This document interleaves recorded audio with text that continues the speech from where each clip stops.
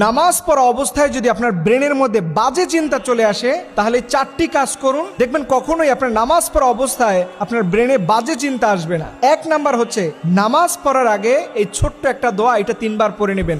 আপনি পড়বেন আউযু বিল্লাহি মিনাশ শাইতানির রাজিম, এইটা আপনি হৃদয় থেকে 3 বার পড়বেন, দেখবেন আল্লাহ তাআলা শয়তানের ওয়াসওয়াসা থেকে নামাজের মধ্যে আপনাকে বাঁচিয়ে দিবেন। 2 নাম্বারে, এরপরেও যদি মনের মধ্যে বাজে চিন্তা চলে আসে, তাহলে মনে রাখবেন খিনজাব নামক একটা শয়তান আপনার কাঁধের কাছে বসে আছে। এই সময় নবীজি বলেছেন, তোমাদের নামাজের মধ্যে যদি বেশি ডিস্টার্ব ফিল হয়, তাহলে তোমরা বাম দিকে ফিরে হালকা প্রতীকী থুতু, মানে আপনি থুতুটা পড়বে না, কোনো লালা পড়বে না, জাস্ট প্রতীকী থুতু, এটা আপনি 3 বার ফেলবেন, দেখবেন সাথে সাথে এই খিনজাব নামক যে শয়তান থাকে, এটা আপনার থেকে পালিয়ে যাবে। 3 নাম্বারে, আপনি যখন নামাজ পড়তে দাঁড়াবেন, মনে রাখবেন এই নামাজটাকে আল্লাহ রব্বুল আলামিন দেখতে পাচ্ছেন। আল্লাহ আপনার নামাজ দেখছে, এই ফিলটা যদি আপনি জাগ্রত করতে